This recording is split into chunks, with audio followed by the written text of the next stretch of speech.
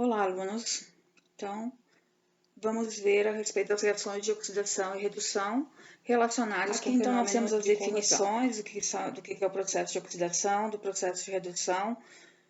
E as reações de oxirredução, então, são aquelas que ocorrem com transferência de elétrons entre as espécies químicas envolvidas.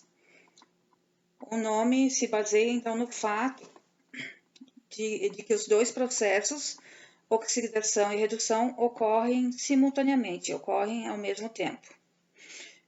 Oxidação ocorre, então, pela perda de elétrons, uma espécie perde elétrons, e na redução ocorre ganho de elétrons, uma espécie recebe elétrons. Reações, então, que são consideradas importantes na natureza são a fotossíntese, a corrosão dos metais, as reações que ocorrem dentro das pilhas e baterias. Então, são exemplos de reações de oxirredução. Aqui, na forma de um fluxograma, então, na oxidação ocorre perda de elétrons, né? O NOx aumenta, o número de oxidação aumenta. E nós temos, então, o agente redutor, já que é ele quem se oxida. Na redução, ocorre ganho de elétrons, o NOx, o número de oxidação diminui, e nós temos, então, o agente oxidante. Aqui, então, nós temos o exemplo de uma solução de sulfato de cobre 2, que é azul, uma lâmina de zinco, onde essa lâmina de zinco foi mergulhada na solução de sulfato de cobre, e com o passar do tempo, ocorreu um depósito de metal avermelhado na superfície da placa de zinco, e a solução, então, vai ficando incolor. Então, falando em termos de reações, o zinco, então, ele vai oxidar, tá? Então, o zinco sólido, ele vai, então, formar aí um zinco mais 2 elétrons. Então, temos a semi-reação de oxidação, cujo valor de potencial é 0,76 volts. E no caso do cobre, dos íons cobre, eles vão ganhar, então, 2 elétrons para ficar na forma de cobre metálico. Nesse caso, então, nós vamos ter a semi-reação de redução, cujo valor é mais 0,34 volts. Fazendo a soma dos potenciais 0,76 mais 0,34 volts, nós vamos ter um valor positivo de 1,10 volts.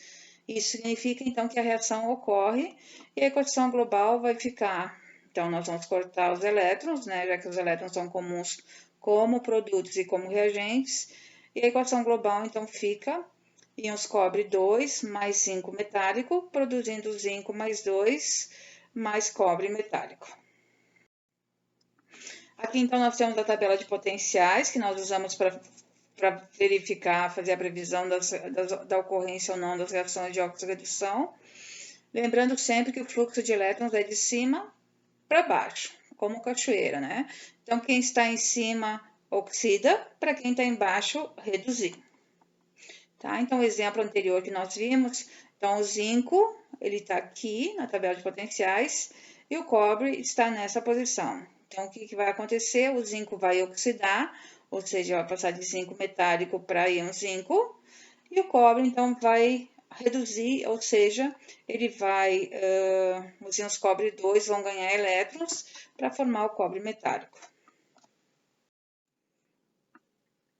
Aqui, então, nós temos as placas que estão relacionadas com a introdução ao estudo da corrosão eletroquímica e métodos de prevenção. Então, nós temos aqui um prego dobrado e um prego reto, um prego envolto com lâmina de zinco e um prego envolto, então, com fios de cobre, tá? Esse aqui é a mesma vista de costas, né? Então, aqui seria o zinco, o prego com zinco, o prego dobrado, o prego reto e o prego envolto nos fios de cobre.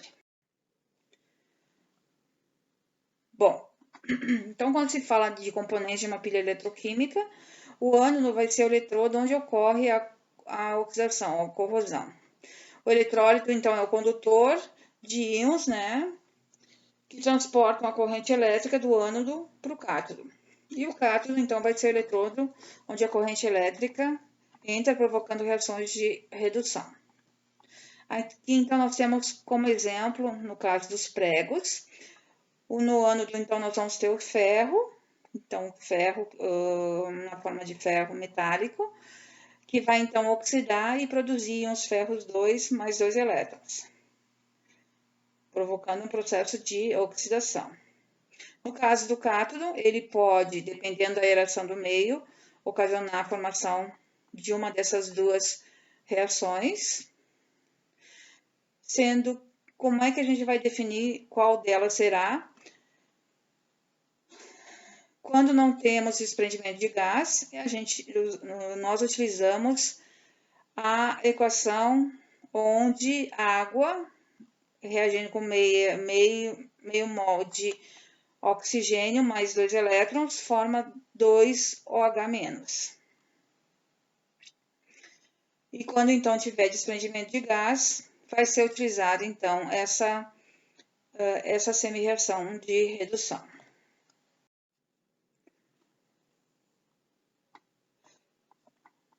E segundo essa classificação dos componentes da pilha eletroquímica, as zonas anódicas do prego, então estariam localizadas nas partes tensionadas, machucadas. Geralmente é na cabeça e na ponta, tá? Nesse caso, as regiões estão localizadas então na parte dobrada do prego, tá? E ao longo do corpo do prego, que é evidenciado então pela coloração azul do ferro, cianeto de ferro 2, ok? Que fica essa coloração azul aqui que nós vemos. E as regiões ou zonas catódicas são aquelas onde não ocorreu atrito ou tensão, e aí, em alguns casos, pode ocorrer liberação de gases, né, de hidrogênio, e o OH, que vai aparecer tanto numa situação como na outra, que vai indicar, então, a presença de uma base, já que a fenolftalina fica rosa. Tá? Então, aqui nesse caso, as regiões catódicas seriam nessas regiões onde fica rosado, tá? Evidenciando a presença das hidroxilas. Então, no caso do zinco, que é essa situação aqui, o zinco, então, ele vai sofrer o processo de oxidação, ele vai funcionar como ânodo, né? Ele vai se oxidar. Então, o zinco metálico, ele vai perder 2 elétrons para formar o íon zinco. Então, nós vamos ter a semi-reação de oxidação. E no caso do cátodo, quem vai sofrer o processo de redução vai ser a água. Tá? Então, onde a água vai ganhar elétrons para formar íons de hidrogênio e 2 hidroxilas. No caso do cobre, nessa situação nós temos o cobre enrolado, os fios de cobre enrolado em torno do prego. Então, quem vai sofrer a oxidação vai ser o ferro. O ferro, então, vai passar de ferro metálico para ferro mais 2 elétrons. E no cátodo, nós vamos também ter a redução da água, onde a água ganha elétrons, forma hidrogênio e 2 OHs.